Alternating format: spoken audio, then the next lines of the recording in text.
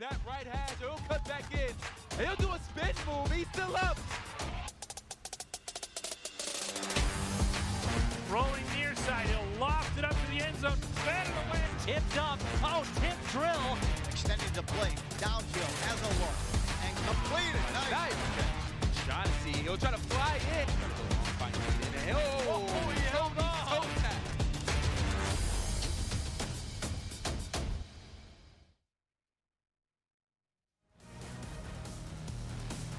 From Blaine High School, it is time for the opening round of the 6A football playoffs.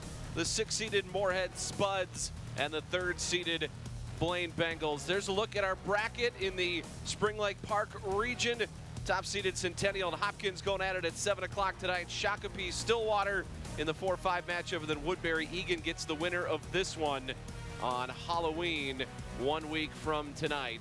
Glad to have you along with us. If you like defense, this may not be the game for you. These two teams can score, and they can score in bunches. This could be an absolute track meet tonight between Blaine and Moorhead. And you look at what Blaine did last week against Andover. They piled it up 358 yards on the ground. Jamison Niska responsible for over 200 of those. And there's Derek Obwaya with a touchdown run, and Blaine rolled 35-21 in their season-closing game against Andover. And there's the two guys right there. That's what Niska did. 255 yards, 3 touchdowns last week in the victory. And Derek Obwaya, dangerous in the backfield. And we talk about offense, you have to talk about Moorhead's offense as well. Jet Feeney is back, and back with a vengeance. 32 of 38 last week.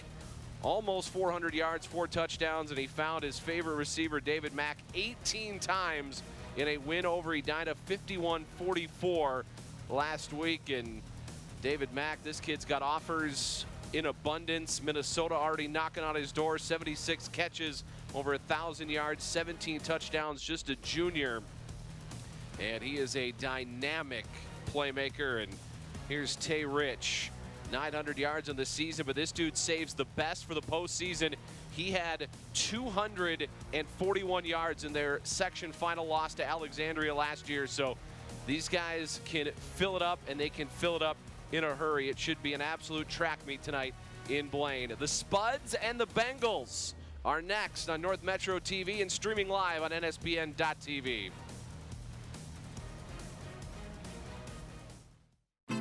An apple core, or potato peels, that leftover pizza you promised you'd eat. Ew.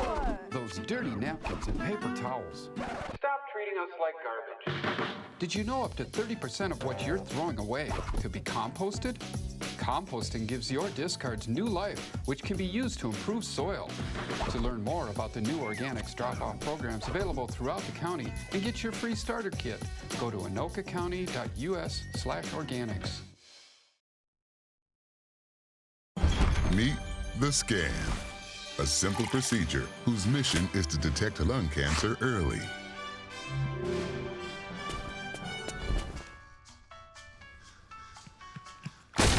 I'm here to save you. But I feel fine. That's great, but you may still be at high risk for lung cancer. Oh man, that's a new fence. If you smoke, early detection could save your life. Learn more at savedbythescan.org.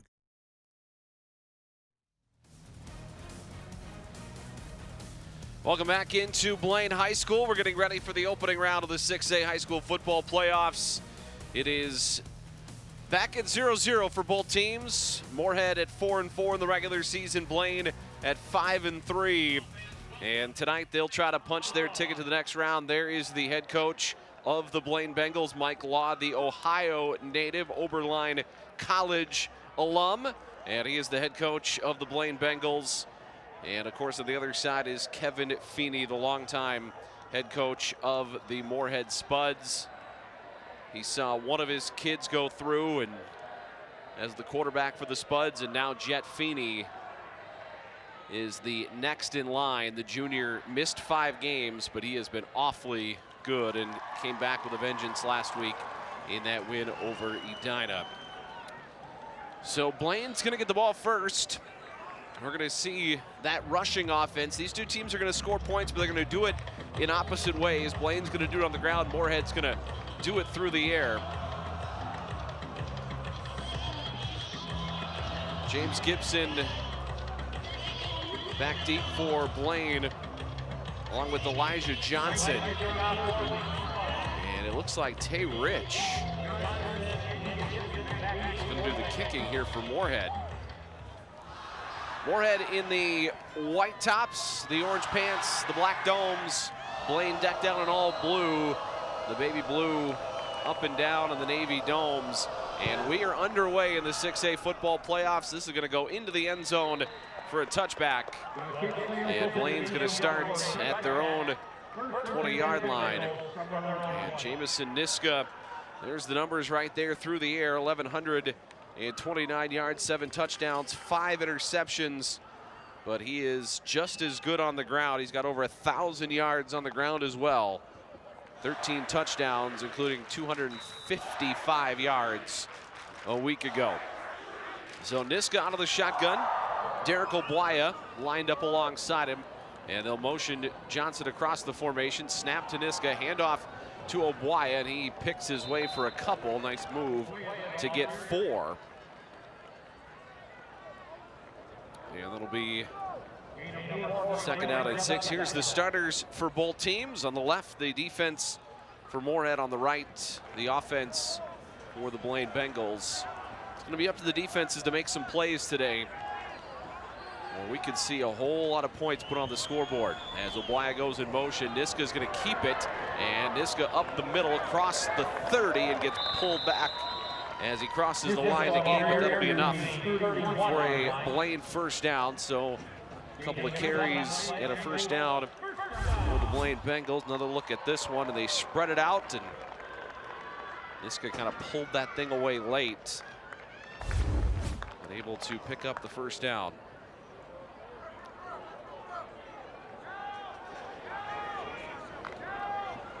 First down and 10 as Johnson comes in motion. He'll line up slot to the left. Niska's going to hand it off to Obuaya, who darts back to the near side to the 35, lowers his shoulder and pushes the pile for a couple extra.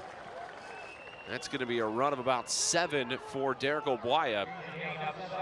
By the way, last time I was here, I did a Blaine game in the season opener, and there was some confusion on the first name of Mr. Obuaya, and he actually goes by RJ, but he is listed as Derek in the program. So if you're confused like I was back in the season opener, you can go either way. RJ or Derek is what Mike Law told me this week. Snap goes to Niska, to hand off to Obuaya, and across the 40 leans ahead, and that should be another first down.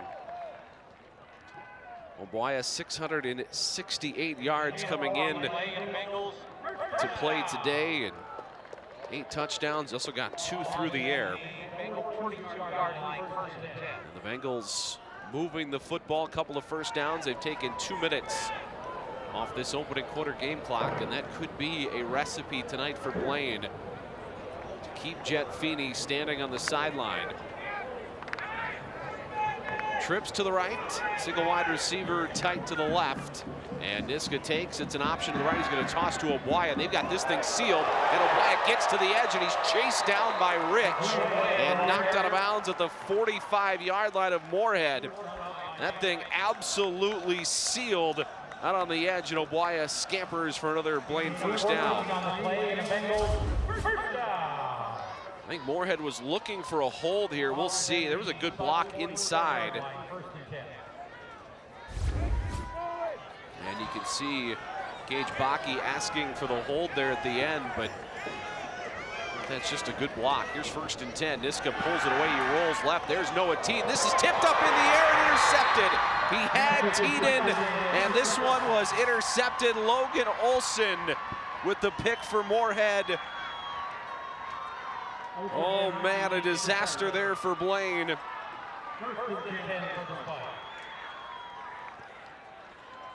Noah Teaden was running alone here,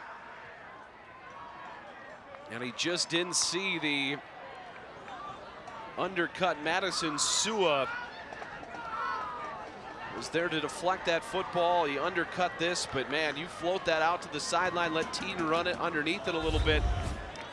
And the future Western Illinois Leatherneck had some room to run. Here's 1st and 10, Jet Feeney and the Spuds for their first play following the turnover. And the snap goes to Feeney, and he's going to hand it off, and Rich is swallowed up in the middle of that defensive line. Wyatt Conkler was the first one through, and there was nowhere for Rich to run there. Rich averaging over 7 yards per carry. He's going to lose one there. And it's 2nd down and 11.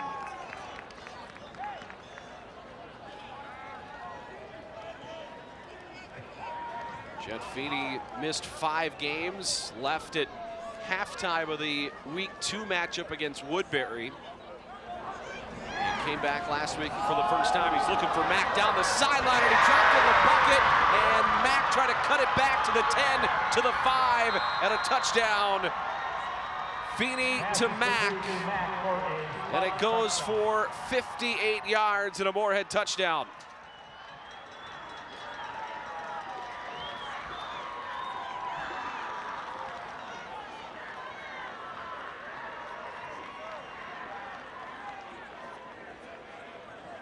So David Mack, who came in with over 1,000 yards and 17 touchdowns, just hauls in his 18th. And Moorhead with an early strike. And now the extra point. Mack is the holder, and that is booted through.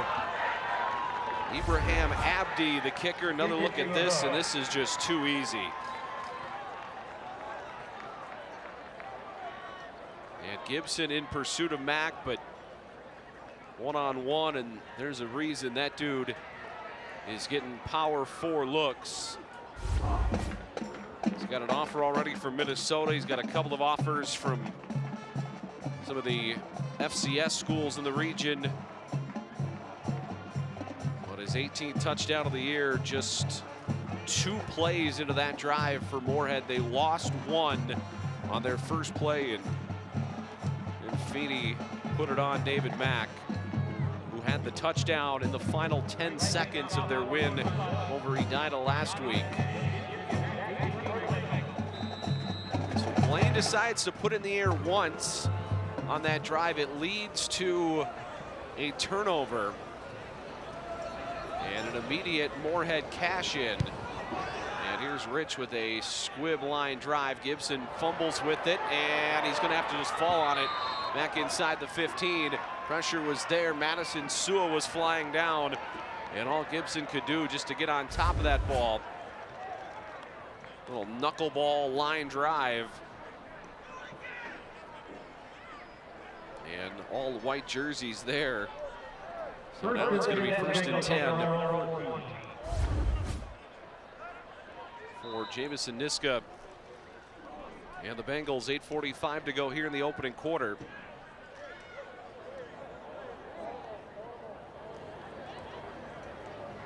Aiden Hernandez, the single wide receiver over on the right side. They've got trips to the left right now.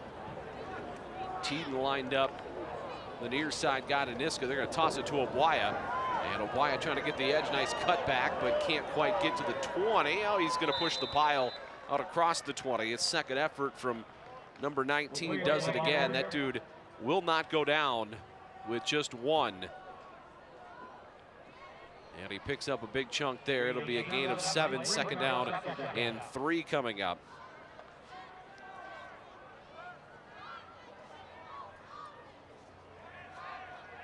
Just gonna get out of the shotgun. Takes the snap, blitz coming. He's gonna fake the toss. This time he keeps it, and right into the middle and ahead towards the 25. And it's gonna be enough for a 1st down.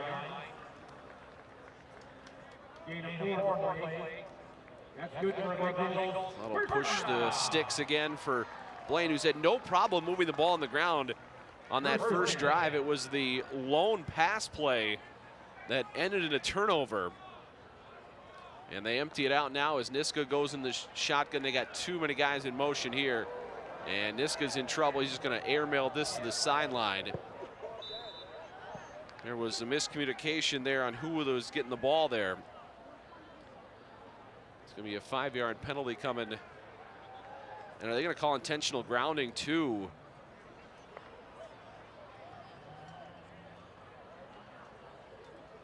So they might go illegal motion tacked on to intentional ground. Well, I guess you can't tack them on, but. There is no for intentional grounding. The ball may be on the scrimmage. We still have legal shift on the offense. 5-yard penalty. First down. So the ball got to the line of scrimmage, so no intentional grounding. It'll be a 5-yard penalty, though. As you can see, both slot guys in motion, Johnston and Obwaya. So now it's 1st and 15 for Blaine. Moorhead already up 7-0 in this one. They scored in just 2 plays. You're just joining us, it was quick. Snap goes to Niska. Looking to his left, trying to get out of the pocket now. He's being chased to the sideline. And he's going to float this one down and out of bounds, incomplete. Over the head of Carson Brose. And into the Blaine sideline. Pressure being put on there by Evan Benedict.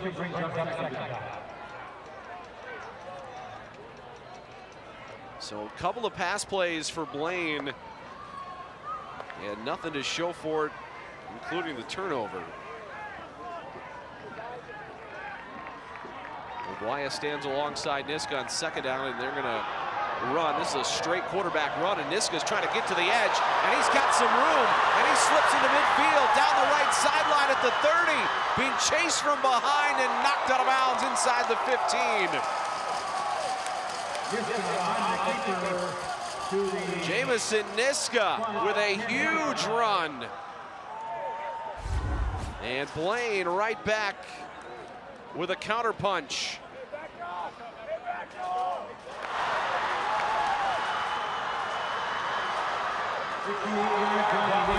So it's going to be 1st and 10 from the 12. And Niska is going to give it to Obwaya, who's trying to get outside. And Obwaya puts his foot in the ground, and he gashes into the end zone. Touchdown, Blaine. Derek Obwaya's 9th touchdown of the year. And Blaine an extra point away from tying this thing up.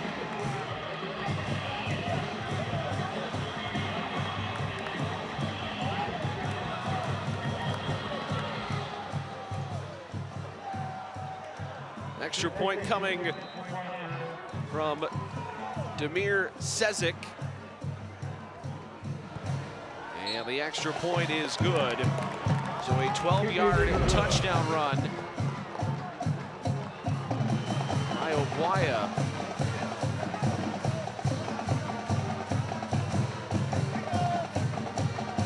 And look at this, put his foot in the ground and got to the end zone.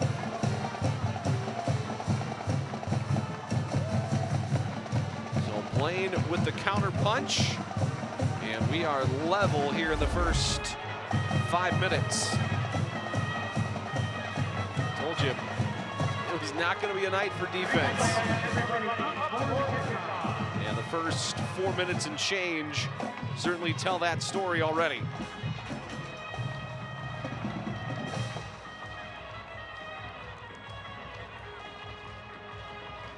Sesek will kick it away. Zach Walker back deep for Moorhead along with Madison Sua.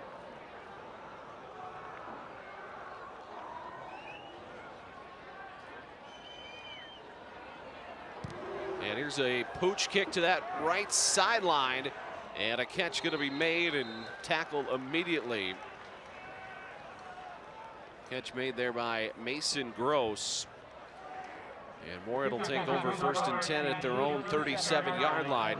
They ran just 2 offensive plays. They put on the ground once, lost one, and then Chet Feeney threw his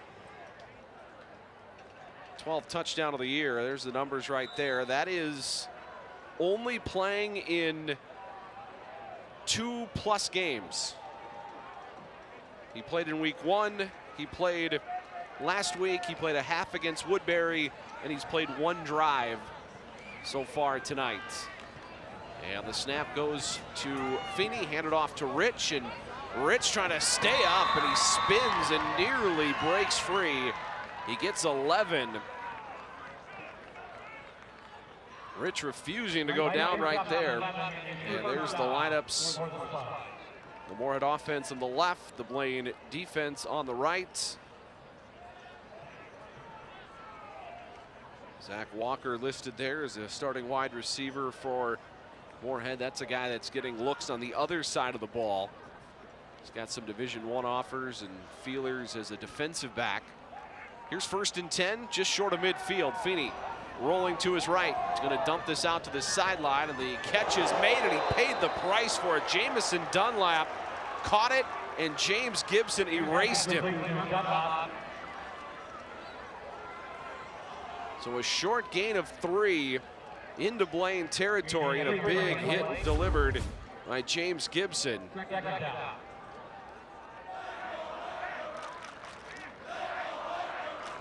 So 3 yards, it'll be 2nd down and 7.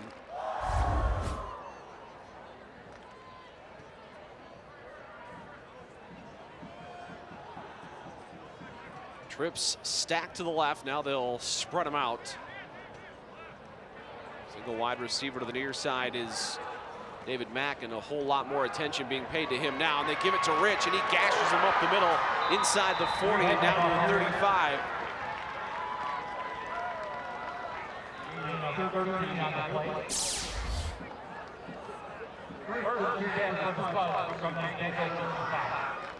Second down and 10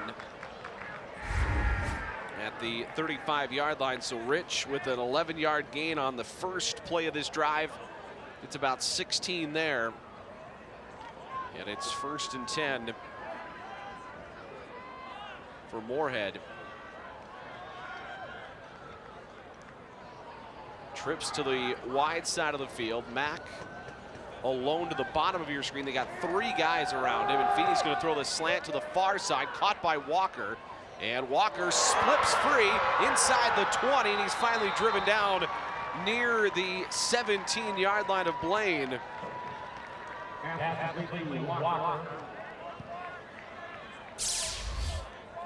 That's a long throw for Jet Feeney, throwing that thing all the way across the sideline, and Walker nearly slips out of there.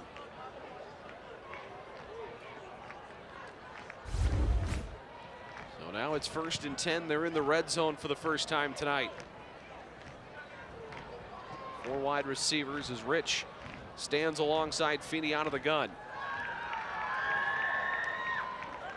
Mack again, the solo guy to the left. Hand off to Rich, trying to bounce it outside. Runs away from the first guy at the 10 and hit near the 5 and driven down. That's going to be enough for a first down, a gain of 12 for Tay Rich. And they're inside of the 10 down to the 5-yard line. Look at this, just flat runs away from him. Rich has got offers from Minnesota, Iowa State, NDSU. He's visited Wisconsin, Northwestern, Kansas State. They've got some talented skill position guys that are only juniors. Second down and goal, the goal from the 5. Snap to Feeney. Rolling to the right, pressure on, throws it to the goal line, caught by Mack. Touchdown, number 19 for David Mack. This one just 5 yards. And Moorhead leaps back in front. It's 13-7.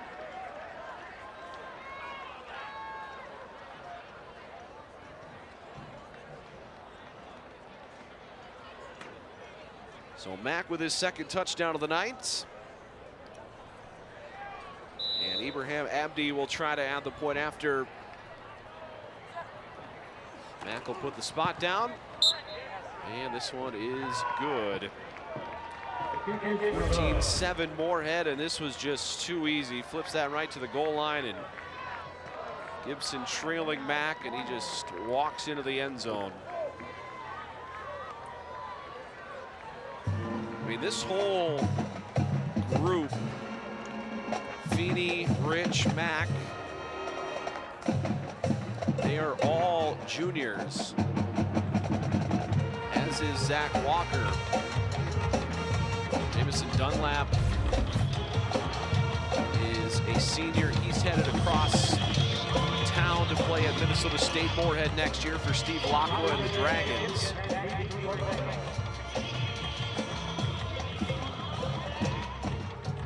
So Moorhead makes quick work of it. And they jump back in front 14-7. Abdi will kick it away. And this is a little dribbler again down that sideline. And Gibson's going to scoop it up this time. He'll try to get back towards the middle of the field. And he's knocked down near the 25.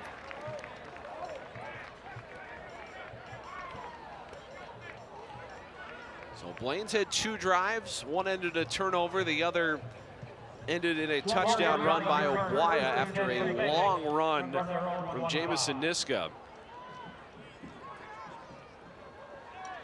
They've had no problems on the ground so far, but you've got to keep scoring against this Moorhead offense.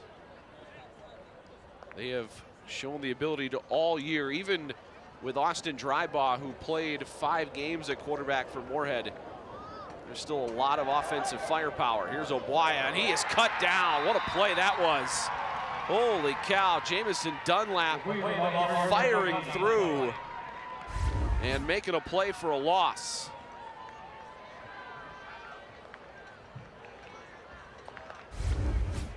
Jamison Dunlap just 5'7". But that dude can play, coming up from his safety spot to make a stop. And this is a toss ball down the seam, and it's caught by Hernandez. And a first down for Blaine as he gets it towards midfield at the 48.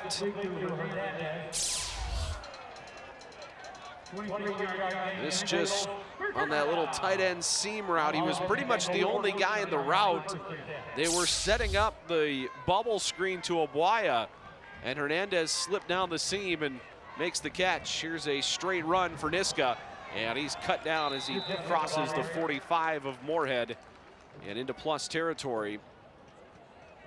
It'll be a run of 8 yards.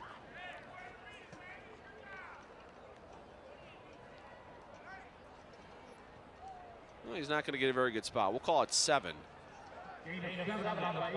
for Niska. Second down and 3. I thought he got that ball across the 45, but spot comes down at the 45. 2:25 to go here in the opening quarter. Niska rolls to his left, tries to float this one down the sideline. Nobody's there but Dunlap. And it's a second interception, and Dunlap out of bounds at the 34. There is a flag. I think this is going to be defensive pass interference against Moorhead, not letting the receiver out of his route.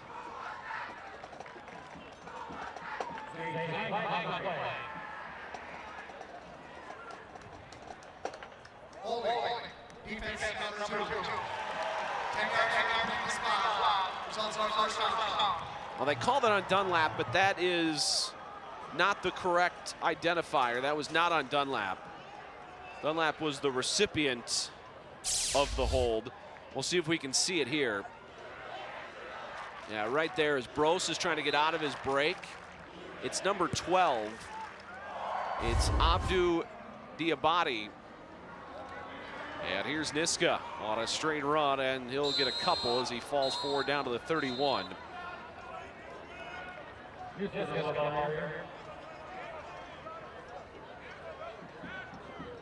it's a gain of about 4 for Niska. Niska carried it 30 times last week in that win over Andover. That is workhorse type stuff. Niska, of course, had to win the quarterback battle in fall camp. And he takes the snap, rolling to his right, flips it back left. Here's Teeden in space. And Teeden inside the 20 and down to the 14 of Moorhead. Noah Teeden has missed some time this week, but I chatted with Mike Law this week. He said Teeden was a full participant in practice. And the future Western Illinois Leatherneck with a big catch and run and sets up Blaine inside the red zone. At the 14-yard line, handoff to Obuaya. He's darting to the outside. Obuaya trying to run away from Walker. And he's going to be pulled down as he falls forward, though, inside the 10. It'll be a gain of 5. A lot of running there for Obuaya. And you can see why the Division II colleges in the LSIC are interested in number 19. He's got some interest from both Winona State and Augustana. The 9-yard line. And Niska fakes the toss. He's going to run up the middle, and he's going to get into the end zone. Touchdown. Offense aplenty tonight, and this game is tied in the waning seconds of quarter one.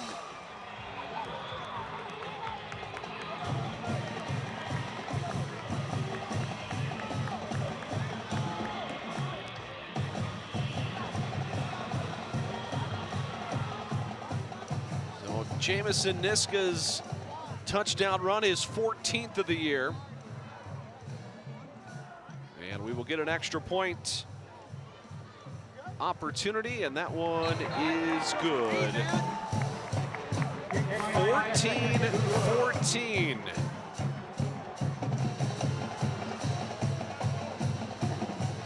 The offenses have dominated the opening quarter. And watch this from Niska. Fakes the toss and then starts to run away from dudes, and I don't know what exactly Zach Walker was doing there, but it was an easy run past him by Niska.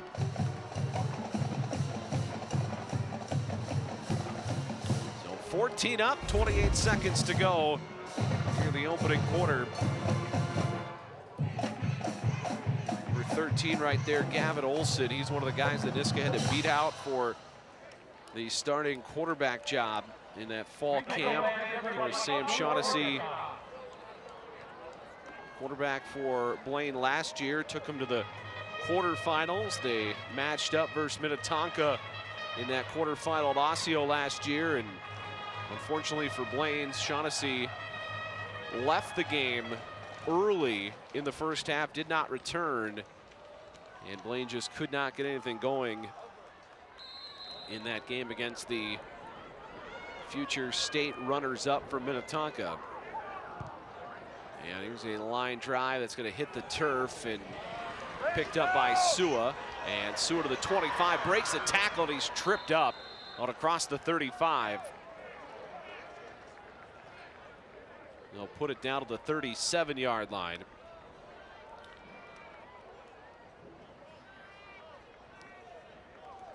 First and 10 for the Spuds from our 37. 22 seconds left in this opening quarter. Certainly not out of the realm of possibility that 14-14 is not going to be the end of the first quarter score. Three wide receivers to the right, single wide receiver left as Rich lines up alongside Feeney out of the shotgun. They're going to give it to Rich, and he makes a move in the backfield and plows forward out to midfield. Looks like they'll mark him just short of the midfield stripe.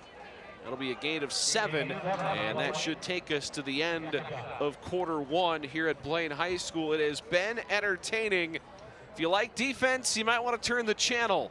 Offenses have ruled the day here in the first quarter. It is 14-14 as we go to our first break here on North Metro TV and streaming at NSPN.TV.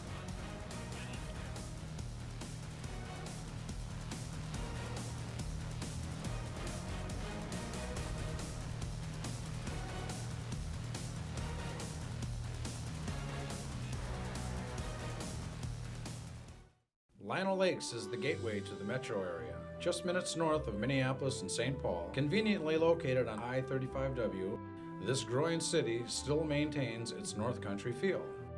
Lino Lakes is a safe, fun, and affordable community that values its award-winning schools. Outdoor lovers will discover miles of hiking, biking, and water trails. Growing businesses will find premier development opportunities with great freeway visibility and ready to help your businesses grow.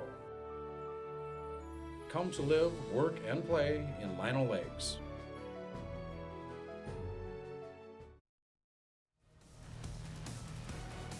12 minutes down here at Blaine High School in the opening round of the Minnesota State High School League 6A football playoffs.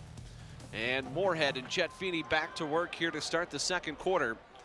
They'll go with 4 wide receivers, and the snap goes to Feeney. He's looking down the middle and flips it to Dunlap, and he spins his way into Bengal territory and knocked down around the 45-yard line. So Dunlap picks up another first down. Blaine so far has not shown much ability to slow this Moorhead offense. I mean, we kind of expected that. We knew both offenses were going to have their way tonight. So far, the lone turnover of the game looming large. And Feeney, quick throw again. This time they come to the near side to Dunlap. And he's going to pick up 6 as he gets pulled down at the 39 of Blaine. And Kevin Feeney barking at the far side official about something. Maybe a horse collar he's looking for. On a gain of 6. Bring up second down and 4.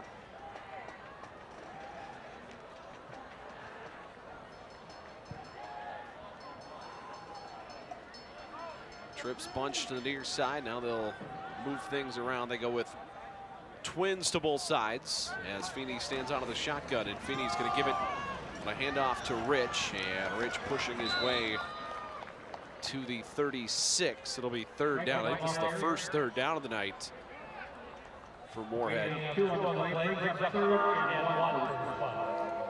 Moorhead, of course, the new kids on the block in 6A. They were in 5A last year. There was a referendum a couple of years ago in Moorhead to open up a second high school that failed. And so the size of the town keeps growing, the size of the high school keeps growing, and Moorhead graduating to 6A. Here's Feeney on third down, rolling right towards the sideline, and there's his man, it's Mack at the 30, and he's knocked down right there. It'll be a first down for Moorhead, and it moves the sticks to the 30-yard line. Moorhead's in a position over the next couple of weeks. If they can win tonight, obviously a long way to go in this one, but they could put themselves in position to be wearing out I-94 with some trips down to the Metro over the next couple of weeks.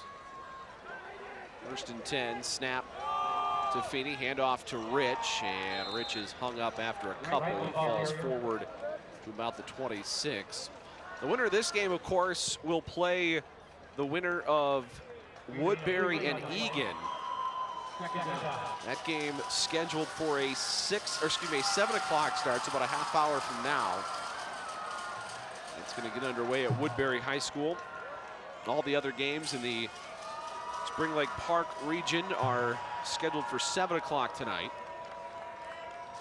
And the winners of next Friday night's game, Halloween, will head to Spring Lake Park in the state quarterfinals 2 weeks from tonight.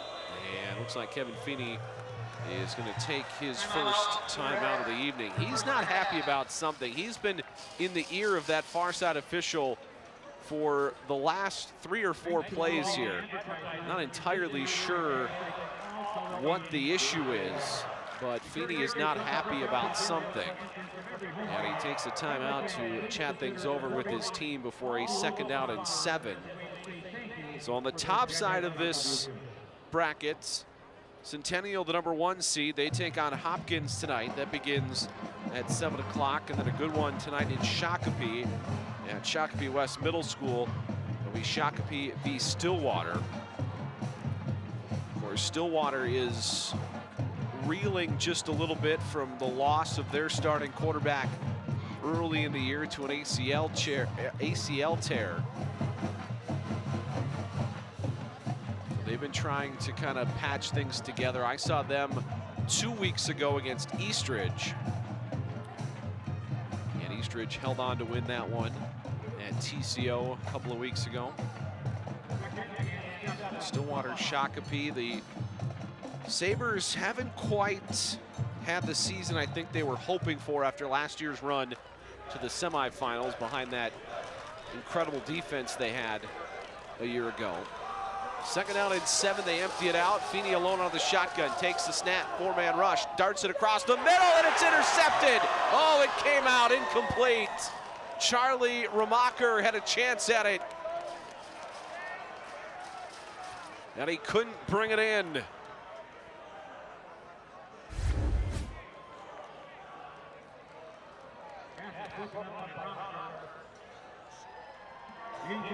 Ramacher almost had it, and then it hit his leg.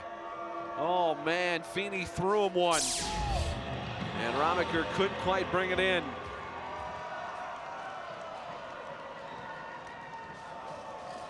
Third down and 7.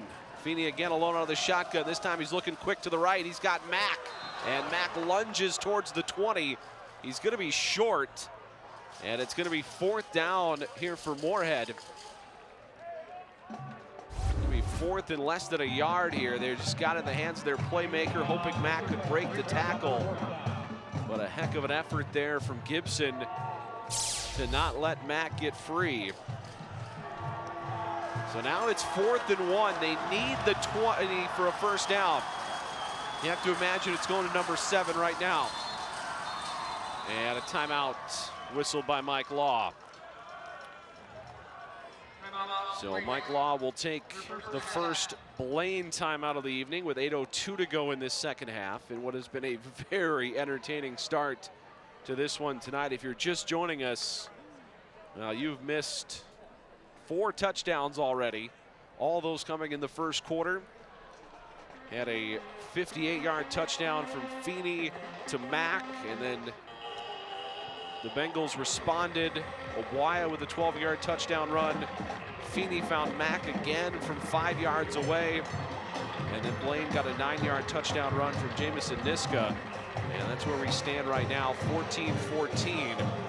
But here's the predicament that Blaine finds himself in right now, is they did not score on their first drive due to the turnover. Moorhead is also going to get the ball to start the third quarter. So if they can't stop the Spuds, they're going to be 2 possessions down, and there's a quarterback sneak on 4th and a yard, and they push the pile for a first down. So Feeney gets 1, or maybe 2 even there. And that's enough for a Moorhead first down, so it'll move the chains and keep the clock spinning as we go under 8 minutes to play here in this second quarter.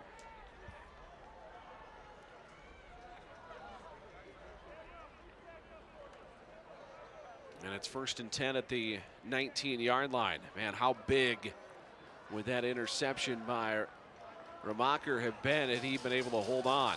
Snap to Feeney, hands it off to Rich. He avoids a tackle in the backfield, then bursts ahead inside the 10 and gallops down to the 12-yard line. Or excuse me, down to the 7-yard line. It's going to be a run of 12.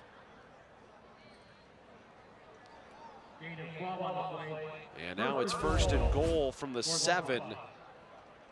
Avoided the first guy, and good luck tackling number 7 with just 1 guy.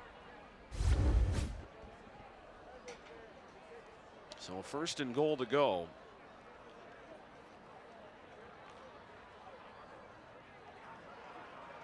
And Moorhead got the ball with 22 seconds left in the first quarter. They've taken some time off the clock. Here's Rich on a handoff, and he's going to get to the 5 and then gets pushed back after that. So a gain of 2 there. Right to the 4-yard line. Second. So Rich picks up 2. It'll be 2nd and goal to go at the 5 for Moorhead.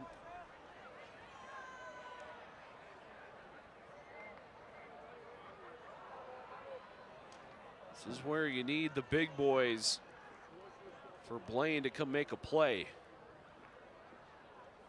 Put some pressure on Feeney. Hold Rich to a loss. The defensive line for Blaine's got to make a play. Here's a floated pass into the end zone, looking for Mack, and it's incomplete. Mack tried to go with one hand. Gibson was there. A lot of contact, but no flags. And you can see Matt kind of chatting with the side judge there. Yeah, he might have a case there. Gibson was locked up with him a little bit.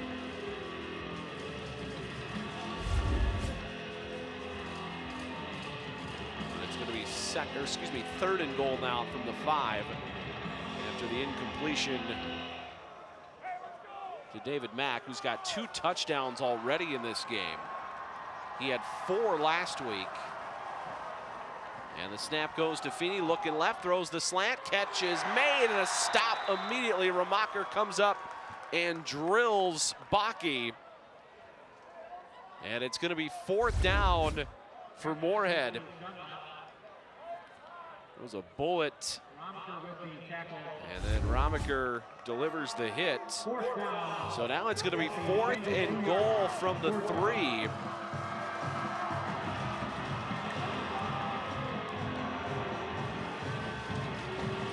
It's a big opportunity here for Blaine. Charlie Martin is coming to the game for Moorhead, and he doesn't look like he knows the play.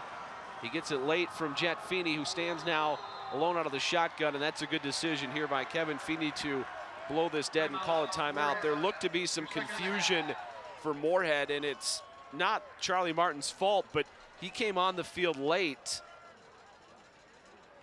and was not quite sure what the play was, I don't think. He was trying to get instruction from Jet Feeney right before the ball was snapped. And before a big 3rd down, Kevin Feeney opts to take the timeout, and likely a good decision there. You can't take those timeouts with you into the second half. And a big 4th down looming. So Feeney opts to burn his second timeout.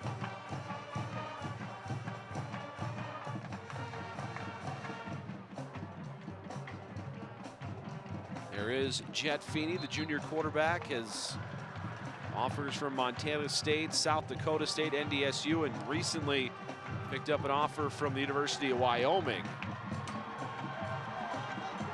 which of course is the alma mater of Buffalo Bills MVP Josh Allen.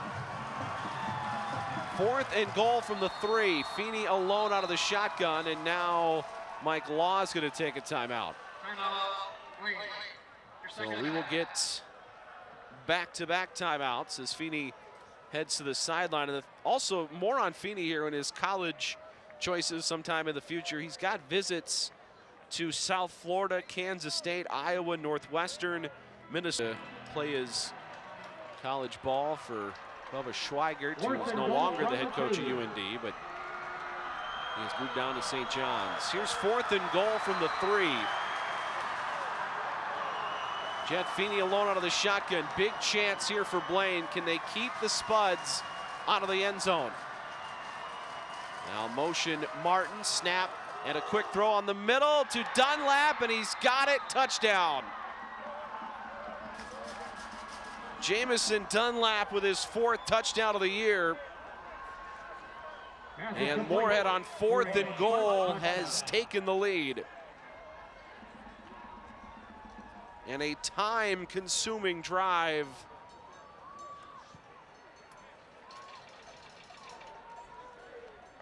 That took nearly, just over 7 minutes. They got the ball with 22 seconds to go in the first quarter. And we got flags here before this one snapped, and we're gonna have offsides on Blaine.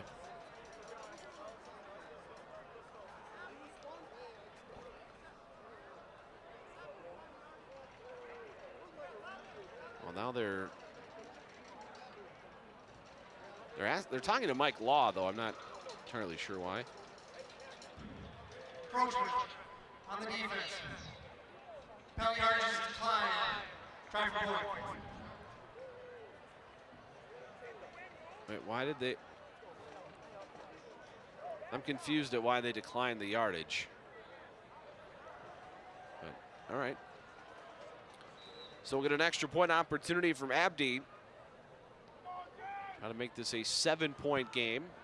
And he does, so it's 21-14 now as Jet Feeney leads Moorhead on a drive. And oh man, that was almost tipped twice playing with fire right there. Romiker almost got his hand on it, then the defensive lineman on the edge just missed knocking that pass down. Not entirely sure how that got through, but Jed Feeney threads the needle.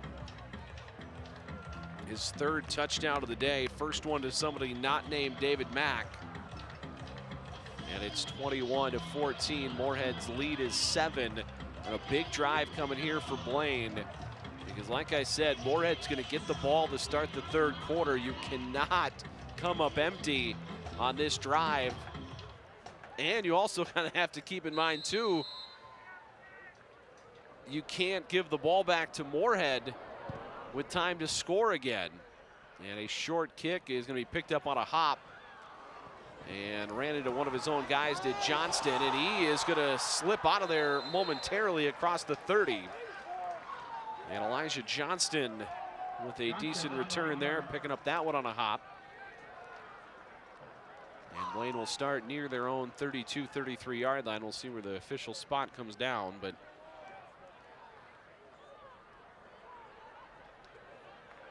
probably have a little more confidence in your defense after the last drive. I mean, you had 2 4th downs on that drive, but previously where it had kind of diced you up. If you're Blaine, you got to figure out a way to get in the end zone here. And they fake the handoff or the toss and give it to a Boy on a handoff, and he rolls ahead for about 6. Boy has had no problems moving the ball on the ground. It hasn't been many big plays, but 5, 6, 7 yards. And a 12-yard touchdown run. Here's a run from Niska, and Niska spins his way, and he lost the football. It is still free and covered up by Moorhead. A second turnover, Blaine, and it's recovered by Greg Bakke.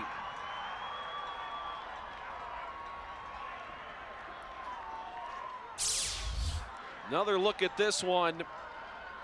Spin, and oh, Dunlap gets his hand right on top of the ball.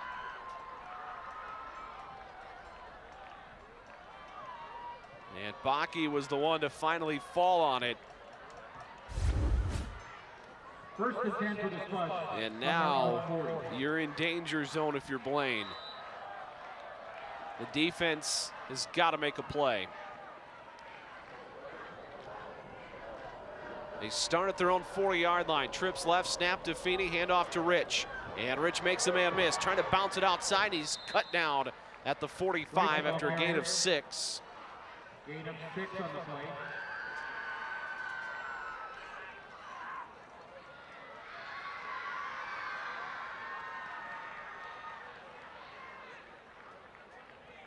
Blaine being the higher seed, it has felt tonight that the field is tilted a little bit in Moorhead's favor. And the 2 turnovers have certainly not helped the case for Blaine. Snap to Feeney. Rolling left, flings it out to the flat for Mack. He circles back for it, trying to make a man miss and muscles his way across the 50. And a first down into Blaine territory. Bengal 49-yard line, first down.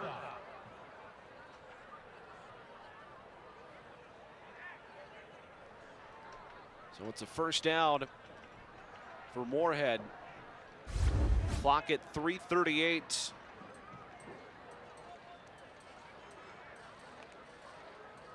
With the opening half and still running.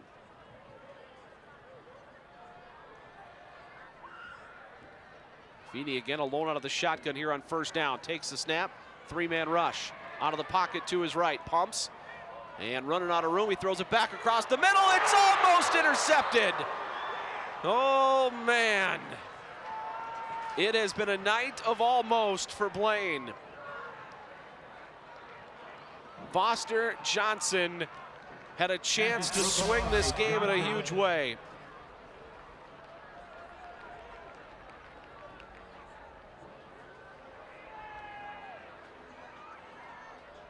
Romiker almost had one earlier. Foster Johnson almost had one there.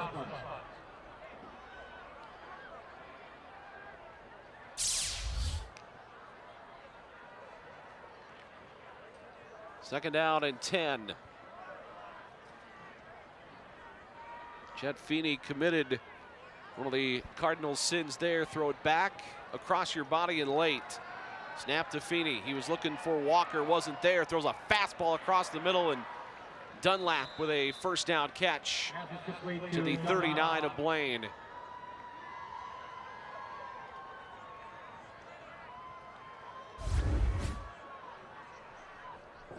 Dunlap just reliable, not a big guy, like I said, just 5'7", but he has come up with some big catches tonight for Moorhead.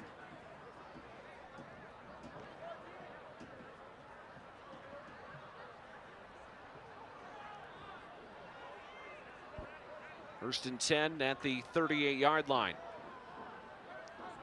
5 wide receivers looking left, quick throw to Mack. And Mack spinning his way towards the numbers on the left side, and he lunges ahead. Looks like he'll get 9. And he's now up over 80 catches this year for David Mack. He has had a tremendous season, even with Jet Feeney missing some time. Austin Drybaugh came in and performed admirably in the stead of Jet Feeney. Threw for over 1,000 yards, 13 touchdowns, 7 interceptions. Under 2 minutes to go till halftime. Snap to Feeney. Pulls it away from Rich, flings it out to the flat. There's Bakke. Bakke trying to get to the outside with a stiff arm, and he's ushered out of bounds near the 23 of Blaine. And it's a first down for Moorhead. Bakke just had the fumble recovery moments ago.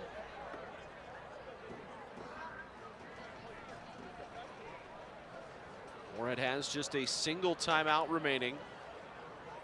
Remember, they will get the ball to start the third quarter.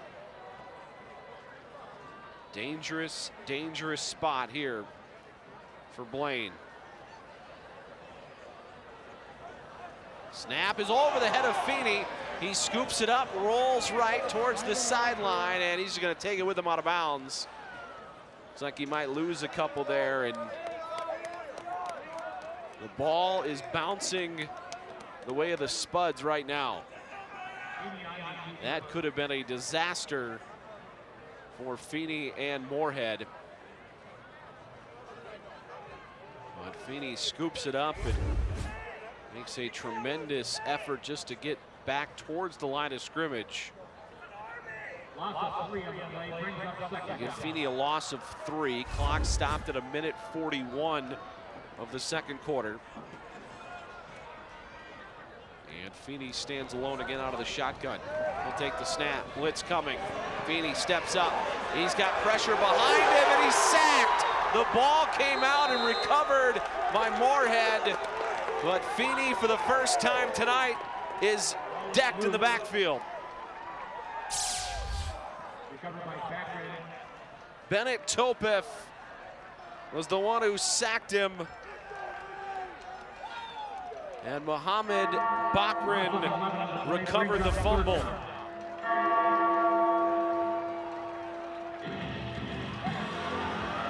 So now it's third down and 24.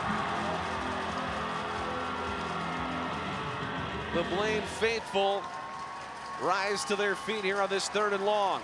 53 seconds to go in the half. They're gonna flake the fling towards Rich. They give it back to him on the toss. Rich down the sideline, and he's knocked down near the 20. Out of bounds with 45 seconds to go. They got a big chunk of it back, little hook and a ladder towards Rich, and now it's going to be 4th down and 6. So a pickup of 18 on the hook and lateral.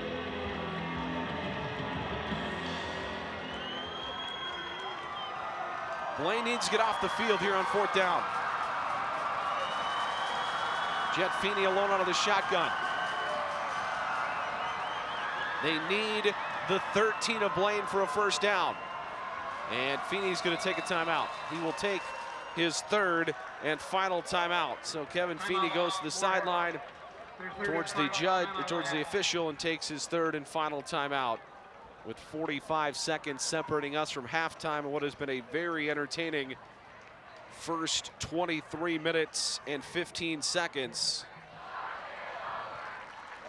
A couple of score updates. We have two other games going on right now in the Metro. In 6A, Minnetonka leads Anoka 27-0. That's about halfway through the second quarter. And St. Michael Albertville leads Osseo 21-7. That is late in the second quarter. That game a 4-5 matchup. Minnetonka Anoka is a 2-7 matchup. That's actually a rematch of the semifinals last year, but it is a 2-7 matchup this year. Anoka pretty much graduated everybody from last year and have not quite reloaded the way they would have hoped. They reached the semifinals last year, lost a shootout to Minnetonka, and they trailed the opening round tonight 27-0. Here's 4th down and 7, 45 seconds to go till halftime. Feeney under duress, he's going to try to take off and run. He's got the first down, and he's taken down at the 6. Make it the 5 with 38 seconds left. Clock will start rolling once the ball is set. And Feeney trying to get his guys straightened out. Moorhead is out of timeouts.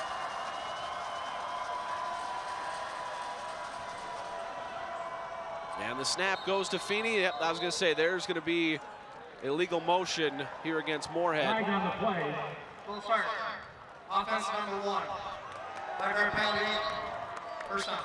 Well, even if you didn't call this on David Mack, you could have called it on Jamison Dunlap as well. Dunlap was not set when the ball was snapped, and they still had guys moving around. So Mack gets called with a false start to move the ball back to the 10-yard line. Clock will roll, 20 seconds to go. Again, Moorhead's out of timeouts. And now Blaine's going to take a timeout with 13 seconds to go. Timeout, Blaine. Your third and final timeout of the half. So Blaine takes their final timeout.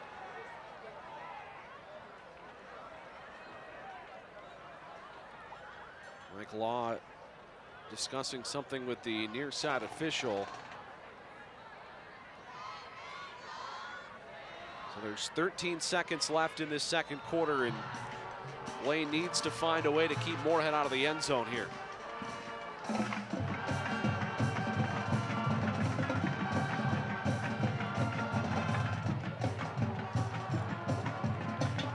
Of course, one of the other teams that we cover here on North Metro TV, Centennial in action. They are starting just a few minutes from now. They take on Hopkins tonight.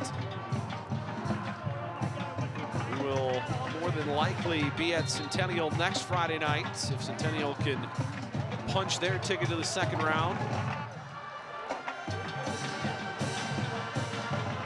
Tomorrow here on North Metro TV and NSPN.TV, we've got Spring Lake Park taking on Robbinsdale Cooper, and that begins at 1 o'clock. Bill Hupp will have the call for you on that one. 13 seconds separating us from halftime. Moorhead trying to double up into the break. Feeney alone out of the shotgun. Takes the snap. 4-man rush, delayed blitz, throw to the right side is incomplete. Gibson right there on Walker. Pass is broken up by Gibson. 9 seconds.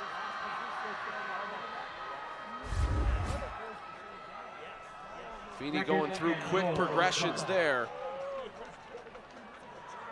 And Gibson was right in the hip pocket of Zach Walker.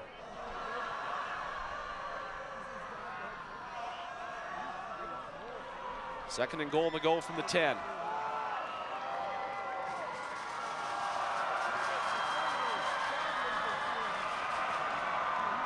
Snap goes to Feeney. Sets up, throws a fastball across the middle. It's tipped up in the air and incomplete. 4 seconds left. Romiker again has been all over the place tonight. Nearly had an interception earlier. The incompletion brings but is up there to third break down. it up. And we're going to get a field goal attempt from Ibrahim Abdi with 4 seconds left in this second quarter. So this will be a 27-yard attempt for the right hash. Mack will hold. Snap, spot, the kick is on the way, and it is good. So at the horn, Moorhead with a 27-yard field goal, and they take a 10-point lead into halftime. What a first half. We still got 24 minutes to go. Come back with us for the second half. It's going to be a good one. Moorhead up by 10 here on North Metro TV and streaming on NSPN.TV. Come to Ham Lake and see how good life can be. Conveniently located only 20 miles north of the Twin Cities on Highway 65, yet Ham Lake has kept its rural charm. Residents of Ham Lake enjoy 1-acre minimum lots, giving you space to live with abundant natural green spaces and recreational activities like boating, fishing, golf, disc golf, camping and playgrounds, and tons of seasonal fun all year round. Ham Lake is home to one of the top school districts with consistent high scores in standardized testing and community ratings. Ham Lake is a business-friendly city and willing to work with businesses and developers of all sizes. Whether you are just starting out or looking to grow, Ham Lake has the business opportunities you've been waiting for. Life in Ham Lake moves a little slower, and that's the way we like it.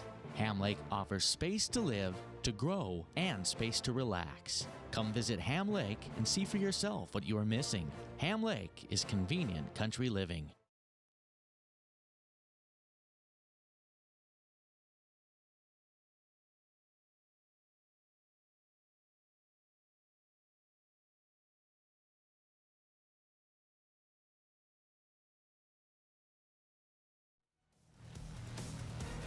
"24 minutes behind us, 24 to go as we welcome you back to Blaine High School, and Moorhead's got a 10-point lead. This is how we got here.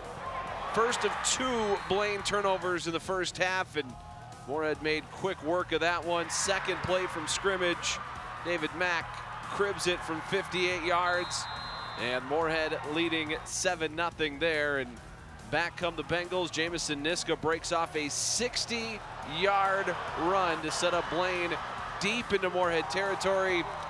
Obuaya would score, I think it was 2 plays later. And we were all level at 7. Second touchdown catch of the day for Mack, made it 14-7.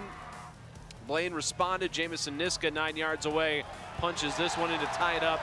And Dunlap on 4th down, getting this one squeezed between the Blaine defenders to go up by 7. They would add a field goal at the horn, and 24-14 is where we stand right now. And Jet Feeney's going to get the ball to start the third quarter as Moorhead will get the ball here. They'll double up possessions after the field goal. The 2 turnovers right now looming large in this one. It is a game of inches, and right now those inches are pointing towards Moorhead. Blaine's had a couple of chances at interceptions. They've just come up empty. They've turned it over twice. It has been a first half that Blaine feels like they should be right in this thing. And here's an onside kick, and oh, they had a chance at it and couldn't get it. Well, talk about a game of inches. And the ball is an awkward shape, so it bounces weird. And right now, all the bounces are going Moorhead's way. Please set the game clock to 11 minutes, 56 seconds. But a golden opportunity for Bubba Burley, who could not reel it in. And now Moorhead's going to start in plus territory at the 47-yard line of Blaine. And a chance to add to this already double-digit lead. Feeney with Tay Rich alongside him, and he's going to give it to Rich. And Rich cutting his way up the middle and zigzagging his way to the 40-yard line. Be a gain of 7 on first down for Tay Rich, who did not score in the first half, but was a huge factor in that one. Just right there, right through his arms. I don't know how he didn't get that one. It's a tough one for Burley. But another break for Moorhead, as the bounces are stacking up right now for the Spuds. 4 wide receivers, snap to Feeney again, going to give it to Rich. He's got the first down and more as he breaks into the secondary and then gets held on to by his foot. And that saved a touchdown as he's brought down at the 20-yard line. And 2 plays has now put the Spuds in the red zone. Tay Rich, the vision. Talked about it. This guy's got an offer from Minnesota and Iowa State. 2 Power 4 teams. He's got interest all over the board. This entire trio, Feeney, Rich, Mack, you guys are all going to go play big-time college football somewhere. And the handoff to Rich. And this time he's sandwiched at the line of scrimmage, falls ahead for a yard. Not much there. Tristan Harris, one of the guys in there for Blaine. Be a gain of just 1. 1 on the play brings up second down. Second down and 9 coming up.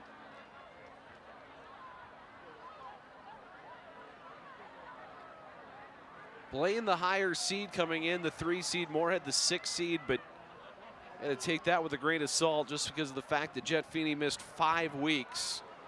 Austin Drybaugh did all he could in relief and was admirable. But you lose a talent like Feeney, it's hard to replace him. Rolling right, Feeney trying to get out of the pocket, cuts back, and gonna run out of bounds on that right side at about the 17-yard line. Short gain will bring up 3rd down. If you look at the weeks, another look at this one is Feeney just Gain of 2 on the play. ran out of real estate there. Brings They up lost to 4th down. Minnetonka, they beat Wayzata, they lost to Maple Grove, lost a tight one to Eden Prairie, 34-33. Lost by 2 to St. Michael Albertville. They went 1-4 with Feeney out. The lone win, a 1-point win over Wayzata. They played 3 one-possession games without their starting quarterback and lost 2 of them. Now we got a flag here. Timeout, Moorhead. Nope, Their first of the timeout half. called by Moorhead. So, yeah, I mean, they lost a 47-21 decision to Minnetonka, beat Wayzata 28-27, then lost big 56-14 to the defending state champs from Maple Grove. And those 2 close ones, October 3rd and October 10th, before Feeney came back last week to lead them to a 51-44 victory over Edina. So while they are the 6th seed, they are as dangerous of a 6th seed that exists in this tournament. This team is going to be a tough out, whether it be tonight. Obviously, they already lead by 10 here in the second half. Whether it be next week in Woodbury or in Spring Lake Park 2 weeks from now. 3rd and 7 for the Spuds.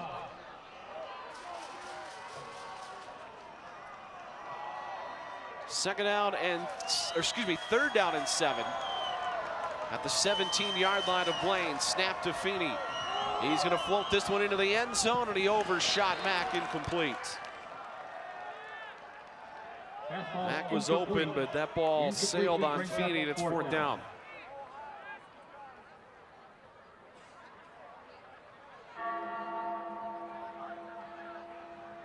So it'll be 4th and 7. They're going to need the 10-yard line of Blaine for a first down here.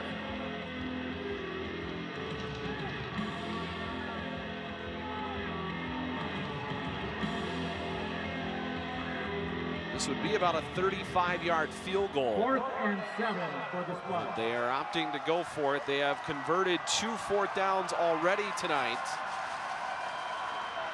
And Feeney alone out of the shotgun. And he's looking that same way. Nobody there. It's incomplete. And the Blaine defense gets a much-needed stop here to open up the third quarter. Bengals take over on down.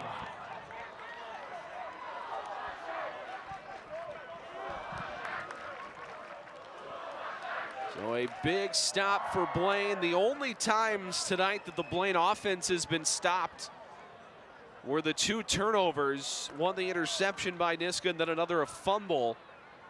The only time that Blaine's offense has been kept out of the end zone when their 4 drives in the first half scored on 2 of them. Niska's going to throw. Nope, he's going to take off and run. And he's trying to get to the outside and slips a tackle at the 25 and then gets hung up after a gain of 12. Gain of 12 on the play and a Bengals first down. So Niska dashes out of the pocket, picks up 12. That'll move the sticks for Blaine. Another look here as Niska just runs away from guys and ran out of an arm tackle right at the end. 1st and 10, and Niska dangerous there. He's going to keep it, and he's going back to the line of scrimmage. Nothing more there. That ball for a moment was on the hip of Obuaya, and I don't think either one of them knew who was going to get this ball. That is a long, long hold for Niska. And unfortunately, probably the wrong decision.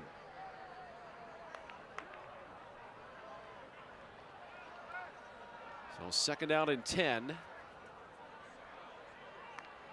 And Obuaya motions out of the backfield. Snap to Niska. He's going to swing it that way. Moorhead wasn't fooled, and Obuaya is brought down after a short gain. Madison Sua was there. Dunlap flying through as well.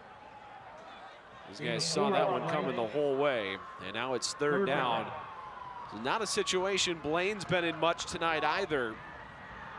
We've not had many 3rd downs. We have not had many 4th downs in this game. And Blaine with a 3rd and 6.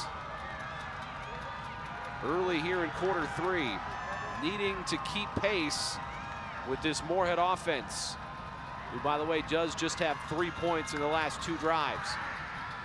Niska rolling left. Niska trying to get the edge. He's got it, and the first down out of bounds across the 40. Niska on the keeper to the Bengal 40-yard line. A long 3rd down conversion here. Niska had to run a long way for this one. First down. Ran about 45 yards to get 6. And it's a first down and a straight run to the right. Obuaya, the lead blocker, he missed his block. And he's brought down Jamison Dunlap, man. This kid is all over the place for the Moorhead defense tonight. Stands at just 5'7", but plays a whole lot bigger than that. 2nd down. There is no hesitation in number 2 at all. 1 yard on the run for Niska. 2nd down and 9 coming up.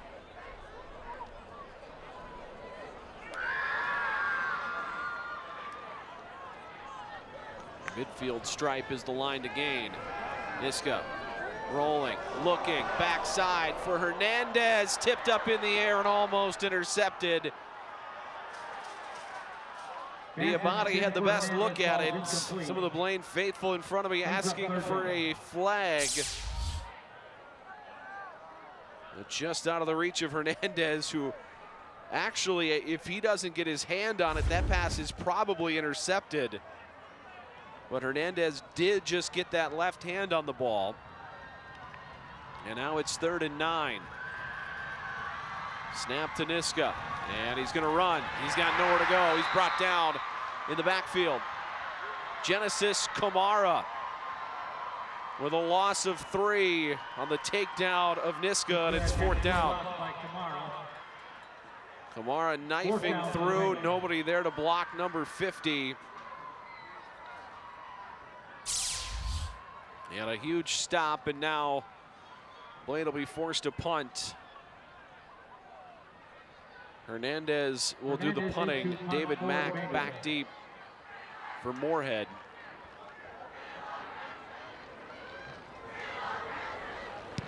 And Hernandez delivers a good one. Mack backing up on it, and he called for the fair catch and makes it near the 25.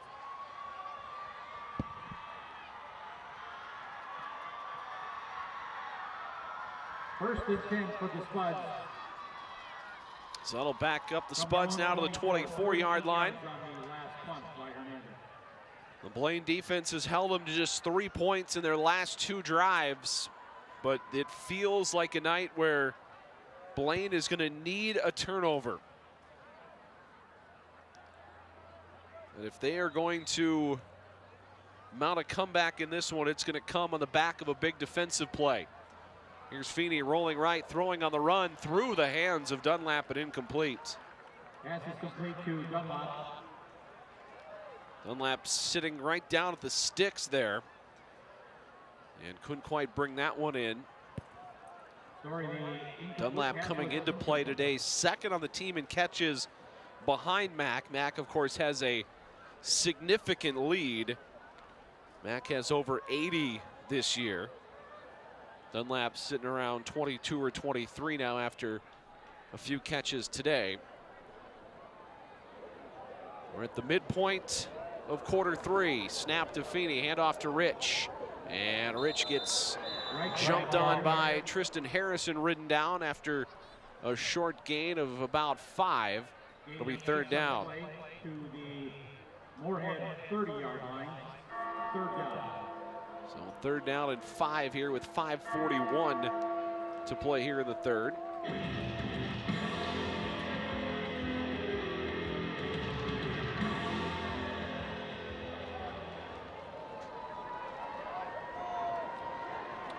This has been their look on big downs tonight. Empty set, Feeney alone out of the shotgun, dumps it to Mack on a middle screen, and Mack weaves his way for a first down. They like that empty set. Gives them a lot of options. And Mack just circles behind his lineman and picks up about 7 on third down and 5.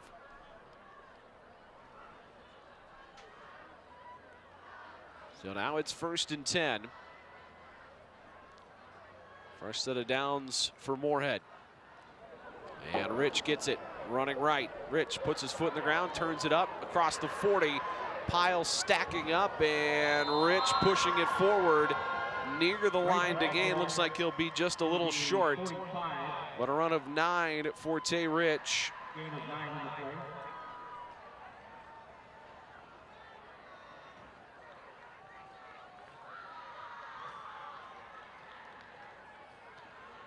So it's second down and less than a yard here. Moorhead up by 10. Well, Centennial having no problem tonight with Hopkins. They lead 27-0. That game just ended the first quarter.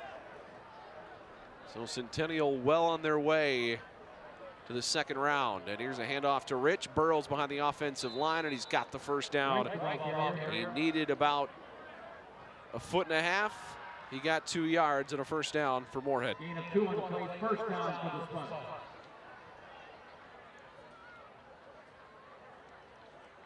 So with Centennial already in position, up big, 27-0. That is where I believe we will be next week. They await the winner of Stillwater and Shakopee in round 2. First and 10. Rich offset behind. Feeney takes a shotgun snap, throws a bullet down the right side. Mack makes the catch and a move as he slips into the secondary. And he's knocked down near the 20. A big gain for David Mack. And you can tell why college coaches love number 1. That was brilliant. Look at this. Bang. Puts his foot in the ground. And he's up the field.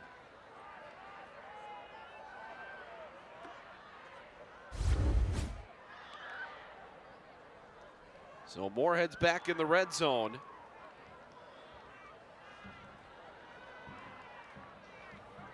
At the 19, Feeney puts in the stomach of Rich. And Rich running right, he's stacked up and driven back. It'll be a short gain, if anything. Speaking of that Shakopee-Stillwater game, Shakopee leads that 14-7 midway through the second quarter. Got a flag here. After the play, unsportsmanlike conduct, 7 of the offense. 15-yard penalty, a second down. So we have a penalty, unsportsmanlike conduct on Tay Rich. And both he and Kevin Feeney look confused here as they're going to talk to the official. We'll get another look at this.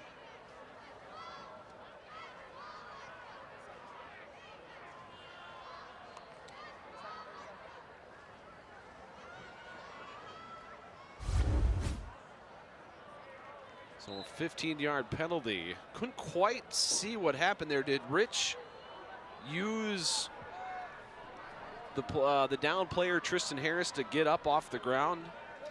That might have been what it was. Here's second and long. Feeney rolling left, throws to the boundary. Here's Mack at the 25, makes a man miss on a shake up the sideline, and he's pushed out of bounds near the 17.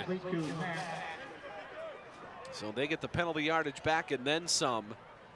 It'll be third and about 8. Brings up third down. Feeney just gets the ball in the hands of number 1 and he makes something happen. This dude is special. And down at the 17-yard line.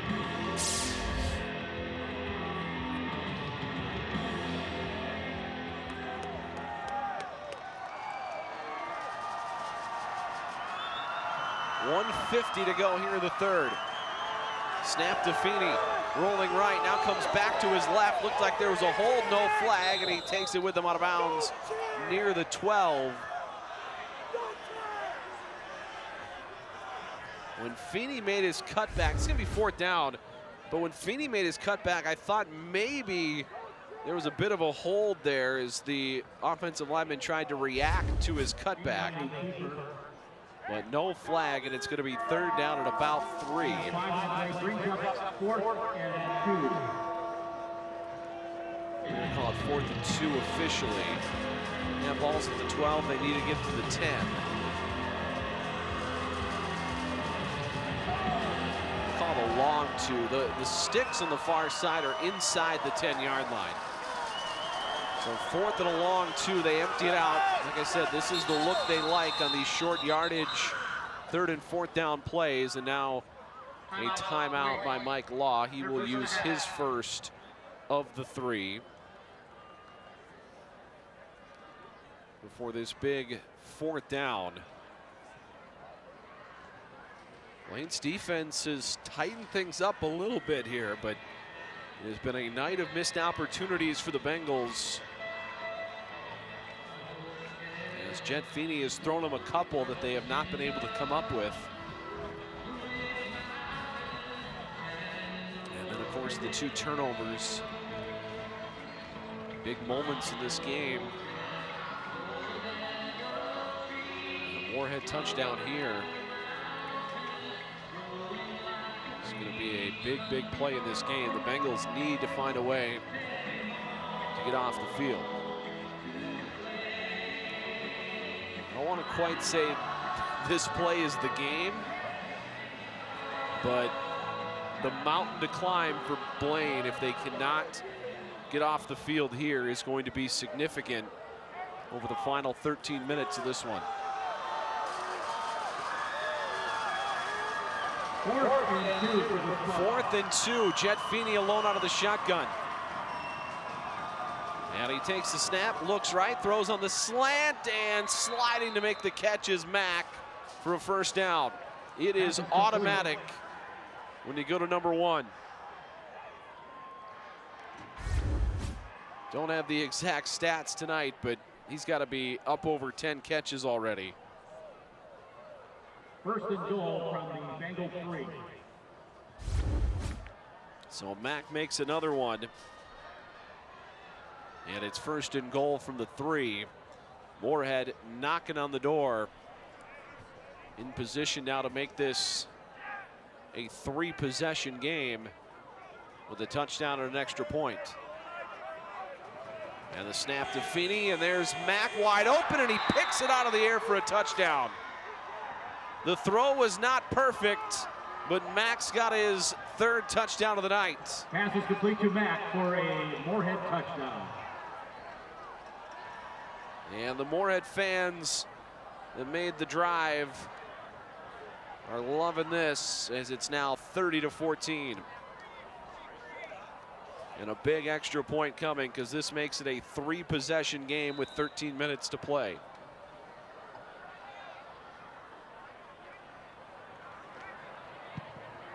And Abdi's kick is drilled. The kick is good. 31-14. That throw a little high, but Mack picks it out of the air. And again, that ball just out of the reach of the defensive end for Blaine. It has been a night of near misses. Brian Sawada was there. It is the third 3-touchdown game this year for Mack. What a season for that gentleman. His 20th touchdown catch too, by the way.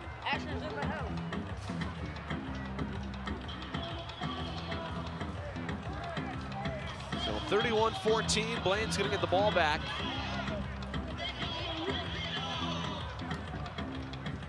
With a minute to play here in the third quarter.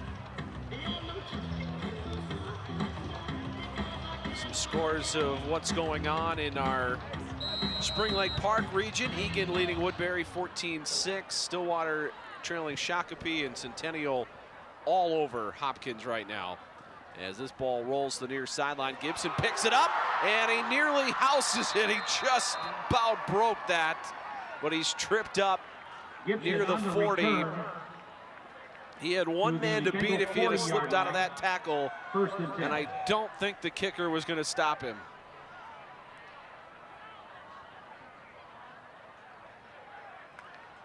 So Blaine takes over at the 40-yard line. Needing points, down 17. It is the first 3-possession lead of the night for Moorhead. And the snap to Niska, pulls it away, rolls left, and he's going to take off and run. Puts his foot in the ground, tries to cut back to midfield, and then falls forward into Spud territory for a gain of 12.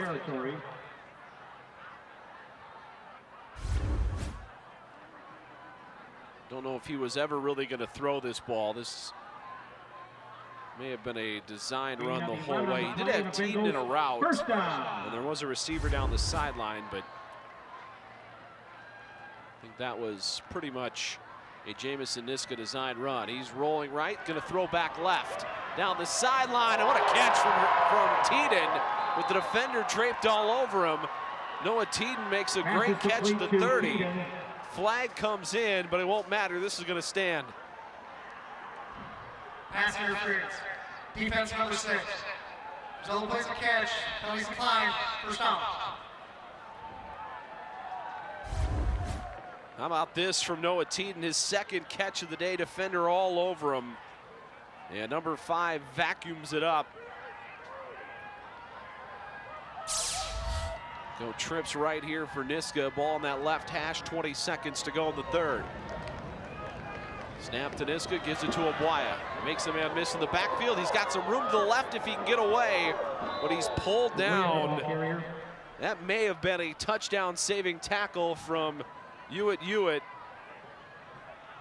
because if Abuaya slips that left side, there was nobody there for Moorhead. And that is going to take us to the end of 3. Moorhead 31, Blaine 14. It has been a night of near misses for Blaine after the first 3 quarters of this one. They have been on the verge of some big plays. They had 2 turnovers. Niska on the first drive threw an interception. And then midway through the second quarter, busted a big one, lost the ball at the end of it. And Moorhead jumped on it. There was 2 turnovers, but then almost intercepted there by Ramacher. Another near interception there from Foster Johnson. The sack, fumble, ball recovered by Moorhead. The onside kick to start the third quarter. So many near misses tonight for Blaine. If they can't find a way to win this one, it is going to be a night that they're going to have some regrets. So it'll be 2nd and 9 here to start the fourth quarter.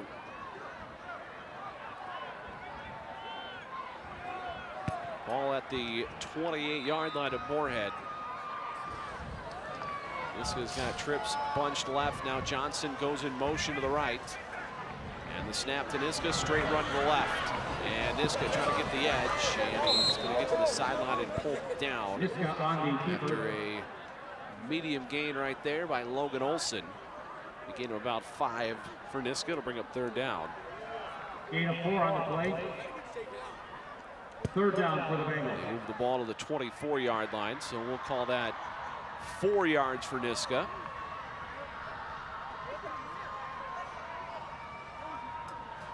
Niska looking to the sideline as the new play's coming in, and play clock under 10. A little more sense of urgency from Blaine. Niska on a cutback, and he stood up and pushed back. Short gain. It'll be 4th down.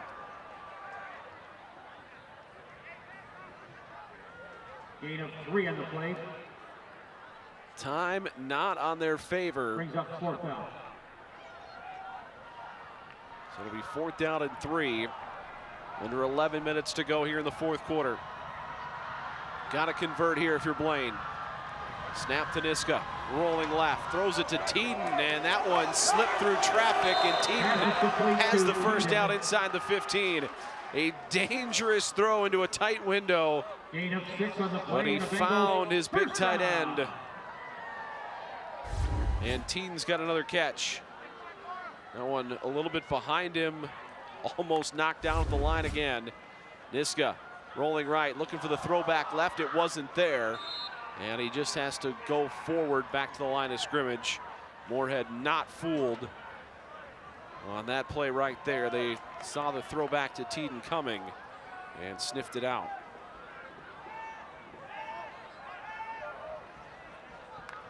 Niska out of the gun, 4 wide receivers, looking left, pumps, now gets chased out of the pocket and flips it out of bounds in the direction of Teeden.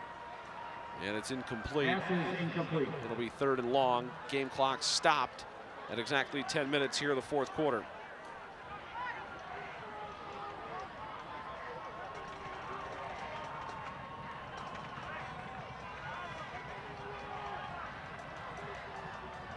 So it's 3rd and a little bit more than 10. They need the 4-yard line for a first down. Niska on a straight run. And he's hit from behind, and near the 10, he's knocked down, gain of 4. And 4th down coming up. Gain of 4 on the play. For Niska and the Bengals here. 4th and 7 for the Bengals. And Niska's taking a beating tonight. He's got hands on his hip, heavy breathing. Grabbing that left arm as well. May have taken a shot from a helmet on that forearm. But it's 4th and 6. And Mike Law is going to take a timeout. He is not happy with something. I think the formation was wrong. He's pointing to the other side to one of his wide receivers. I wonder if they had the wrong formation in. There's that run from Niska, and yeah, he's taking a beating tonight. A lot of carries for number 4. 4th down looming here for Blaine. They have just a single timeout left. So time down on their side and other timeouts. Winner of this game will play the winner of Egan and Woodbury. That game going on right now at Woodbury High School. Egan's got a 14-6 lead over Woodbury right now. Wow, wouldn't that be something? Egan wins and Moorhead would get a home game, or Blaine would get a home game next week. Snap to Niska, looking left, throws a jump ball for Teeden, and he backpedals for a touchdown. What a catch from Noah Teeden. He got that right foot down in the corner of the end zone. Teeden with the touchdown reception for the Bengals.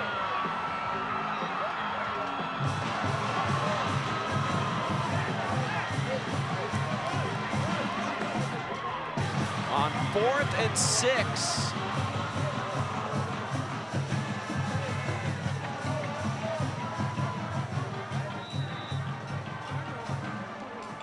And now we'll get the extra point. Snap a little high, spot down, kick is good. 31-21. Blaine back within 10.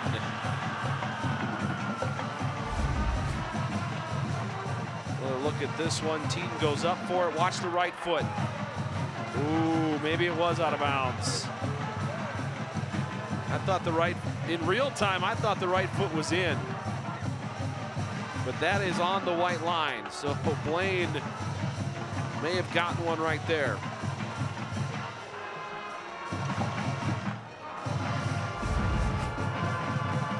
So Noah Teeden's first touchdown catch of the year. He, of course, did miss some time with an injury.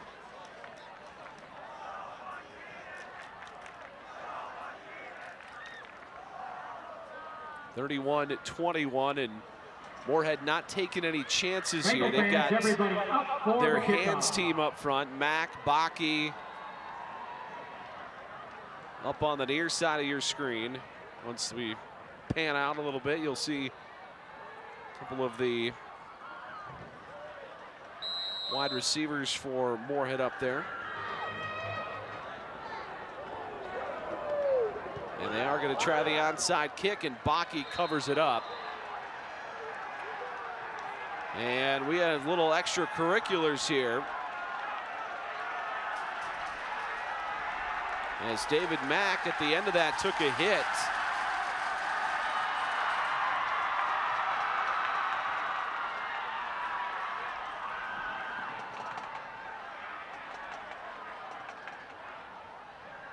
So Mack took a hit, and you can see it here. Oh, no, it was right before that.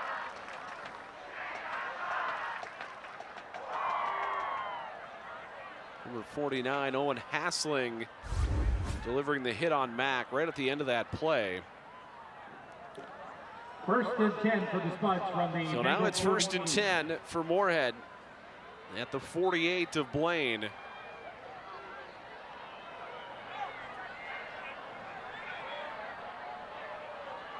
Three wide receivers, and Rich gets it on a handoff, and this time the Blaine defense was ready. Good play on the edge. Right to Buck area, no gain on the play.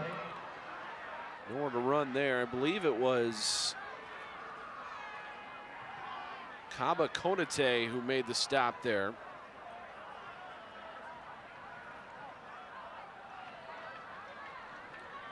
So Rich gets nothing on 1st down. 2nd down and 10 coming up. Moorhead in no hurry, leading by 10. They don't want to give the ball back to Blaine. Pulls it away. Feeney rolling left, and he's just going to take off and try to run. And he is angled out of bounds near the line to gain. Looks like he'll be a little short. 3rd down and about 2 coming up here for Moorhead. Feeney picks up 8 on the play. 3rd down. So Feeney able to make something happen with his feet there.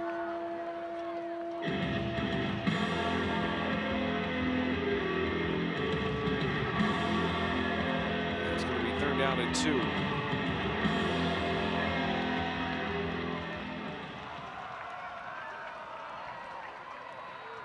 And Feeney is going to go under center for just the 2nd time tonight. He hands it off to Rich straight ahead, and he's got the 1st down to the 35 of Blaine. The Bengal 35-yard line. This is the second time tonight that they've gone under center. The first one was the quarterback sneak in the first quarter. But this was just straight ahead, line up and push the pile, and that's what Rich did. And it's 1st and 10 now at the 35-yard line.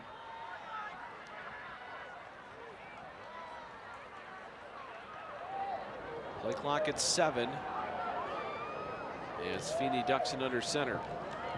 And he's going to hand it to Rich again. And Rich darts back to the middle. He'll get about 4.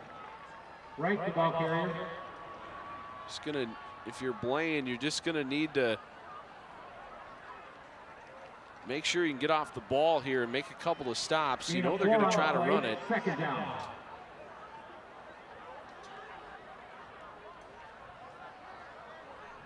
Rich is an obviously very talented back. We've talked about it tonight. He's got Division I offers, a couple of Power 4 schools in Minnesota and Iowa State.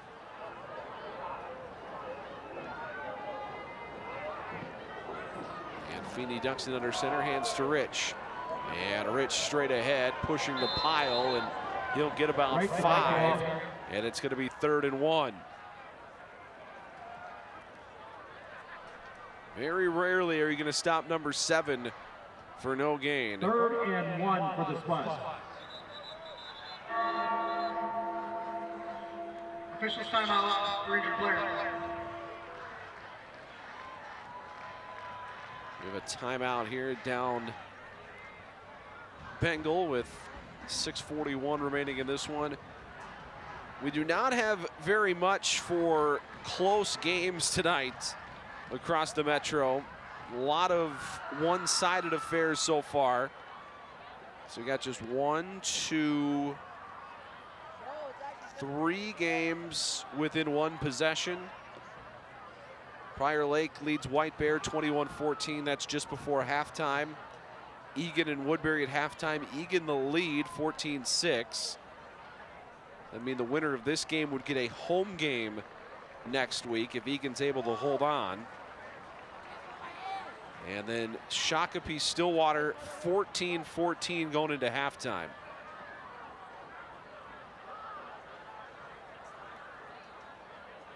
Otherwise, not much for tight games. You kind of expect that in week 1 3rd and 1 of the high school football playoffs. A lot of one-sided matchups, and that's what we've got so far tonight.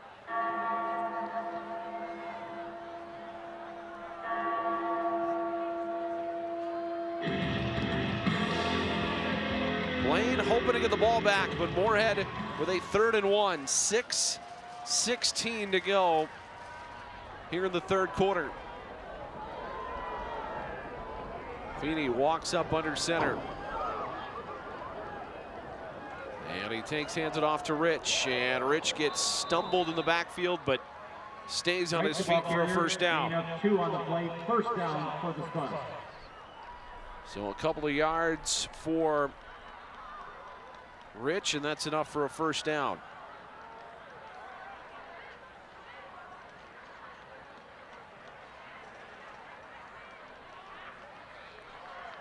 It'll be 1st and 10 at the 24-yard line of Blaine.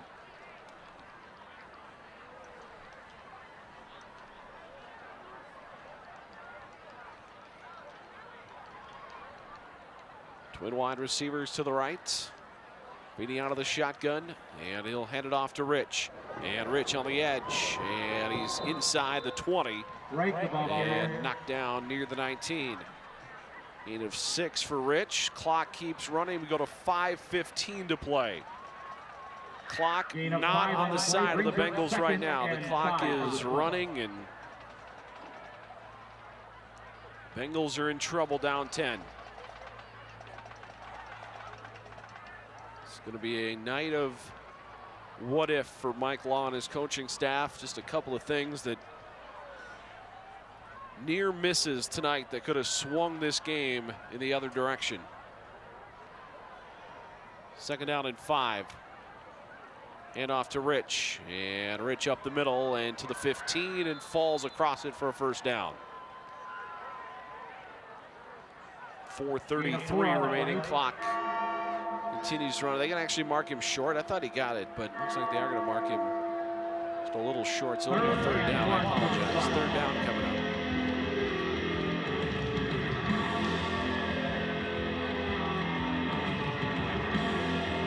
And it would be a heck of a story if Moorhead ends up with a home game next week. Talked about how they possibly could be wearing out I-94 over the next couple of weeks. And here's a quarterback sneak. Feeney pushing the pile. He's got the first down and still up as he works his way towards the 10 and is finally brought down. Or at least forward progress stopped. 5 on the play, first down for the Spuds. So that's a first down. 3:52 to go. So Moorhead would have to come to Woodbury next week if Woodbury comes back and beats Egan. That is a team that Moorhead has already beaten this year, 34-27. I did that game in week 2. And Moorhead was in control until Feeney got hurt. And then Woodbury had the ball with a chance to tie the game in the final seconds and could not get in the end zone. We have a flag here, handoff to Rich. Yeah, it looked like Rich may have got his face mask grabbed too, but didn't see a flag for that. It'll be a short gain. Illegal formation. 5 players in the backfield. 5-yard penalty. First down. So a 5-yard penalty on Moorhead. That'll push him back. 1st and 15 coming up. Moorhead won that game 34-27 over Woodbury, and you'd have to think that even if they have to come back to Woodbury, they would be the favorites next week. And then you would potentially see Centennial in the state quarterfinals for a trip to the Prep Bowl. Or not the Prep Bowl, the semifinals at US Bank Stadium. 1st and 15. And the snap goes to Feeney, hands off to Rich, and Rich runs away from the first tackle, and he's still on his feet down the sideline and cut down out of bounds near the 2. Right, the ball carrier. There was an opportunity for a TFL there, but Rich just too quick, and he's out of bounds near the 2. If somehow it ends up being Moorhead v. Centennial in 2 weeks at Spring Lake Park, you talk about conflicting styles. Now, there's a lot of football to be played between now and 2 weeks from now, but my goodness, Moorhead and Centennial, that would be 2 teams from the opposite ends of the football spectrum meeting in a showdown to go to US Bank Stadium.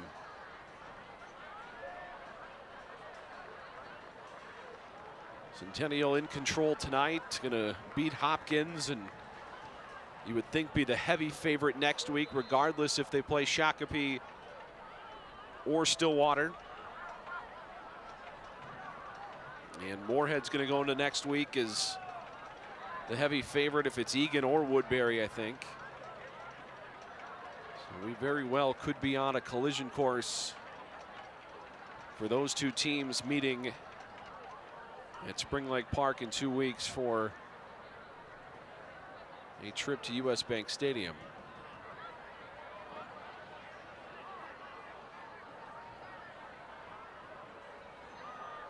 Second down and goal to go. Ball is at the 2. And Moorhead trying to put this thing away and head on home. And who knows? Maybe get a home game next week.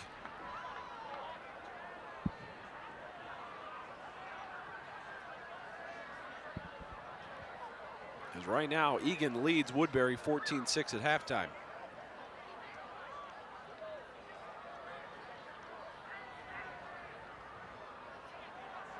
But this Moorhead team, they're going to be back next year.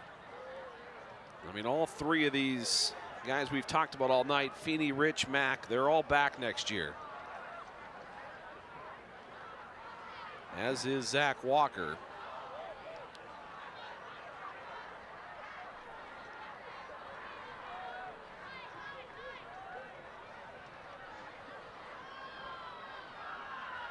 Second down, goal to go, ball at the 2-yard line. I don't know what we're waiting on here.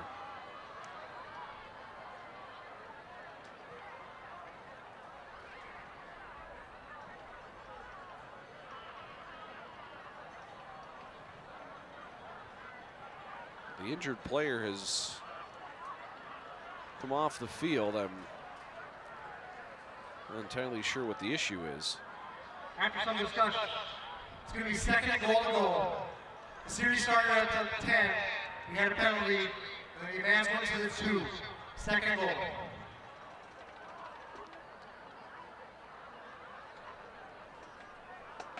goal. We didn't know it was second and goal. So I learned something new there. They did have the chains out though. So I think that was maybe the confusion. The chain was out when the ball was, it was 1st and 10 at the 10, which was 1st and goal. And then they had the penalty, so the chain should have never come back onto the field. But I did notice that when Rich got knocked out of bounds at the 2, the chains were up.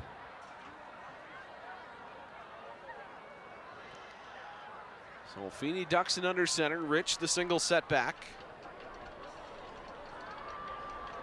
Rich has not scored tonight. All 4 touchdowns have come through the air. Here's Rich burrowing behind his left side of the offensive line, and he is in.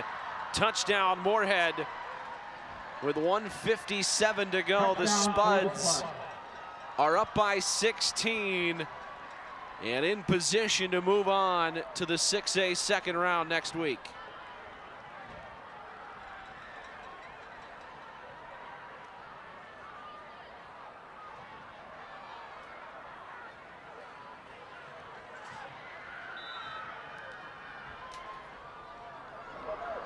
And now we'll get an extra point from Abdi, and that one is good, but we're going to have a false start.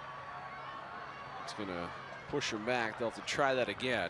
False start. I think he could have called a false start on Abdi, too. It looked like he got going a little early. Penalty, retry.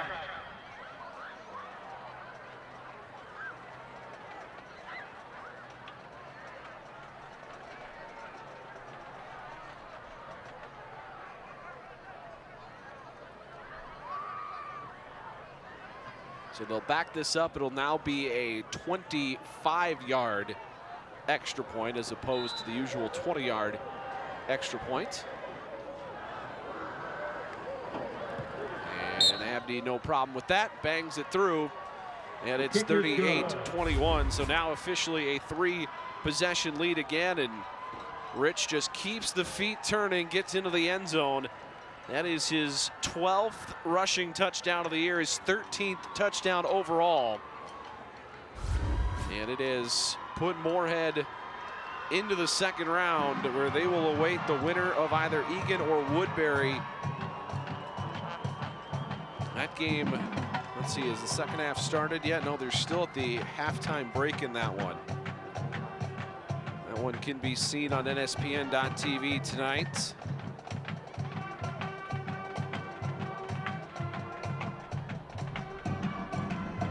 A lot of zeros on the scoreboard tonight.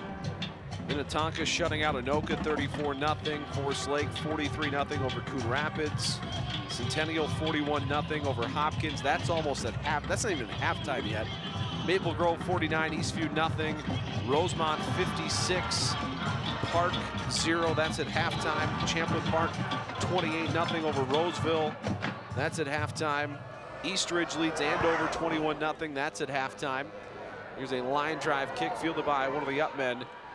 And across the 35 and brought down there. So Blaine will come back out. 1:52 remaining, down 17 in the Blaine student section, headed for the door.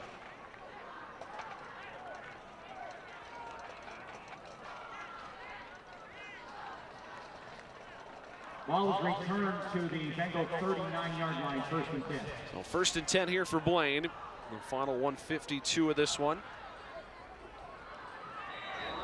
4 wide receivers for Niska. Oblaya standing alongside him. Snap to Niska, rolls to his right. Sets up, looking to throw. Throws the wheel route down the near sideline. Underthrown. Oblaya comes back for it and a flag. There's a flag on the play. So that'll be a flag on the underthrow from Niska. Pass interference. Defense number 43. 15-yard penalty. First down. So 15-yard penalty. He'll move the ball out across midfield to the 46. Another look at it here, and that's what happens on those underthrown balls. It's tough for the defense.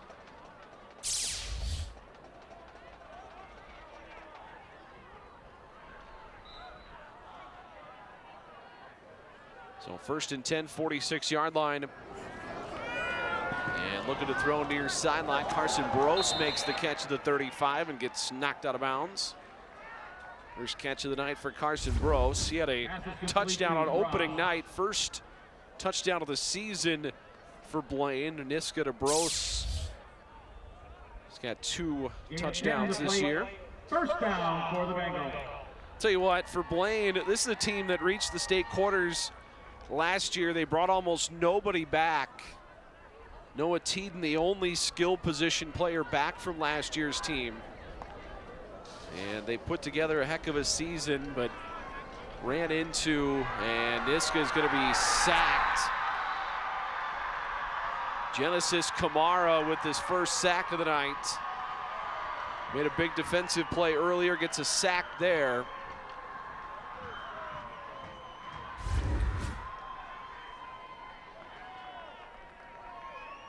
You know, Blaine really just got a bad draw. I mean, this Moorhead team with Jet Feeney not having played 5 weeks, this gets thrown over the middle, too tall for Hernandez, incomplete. That was not indicative of how talented this team is, getting a 6 seed if you're Moorhead. I mean, Blaine went 5-3 this year and just drew arguably the short straw of the 6 seeds.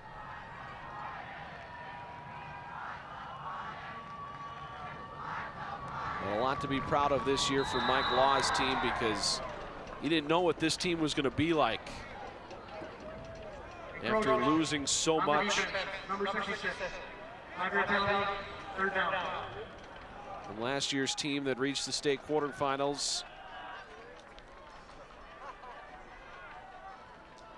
And you know, that's a game too that you have to think that Mike Law and his coaching staff would just like to go a little bit differently. Sam Shaughnessy got hurt early in that game, did not return, and Minnetonka was able to pull away.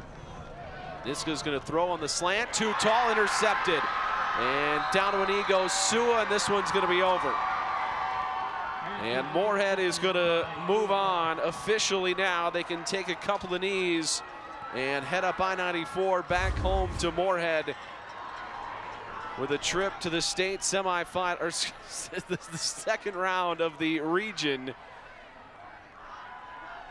And they will await the winner of either Egan or Woodbury. That game's still going on.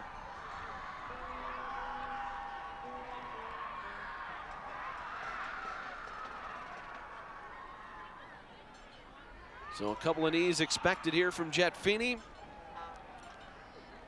And Moorhead, the new kids on the block in 6A.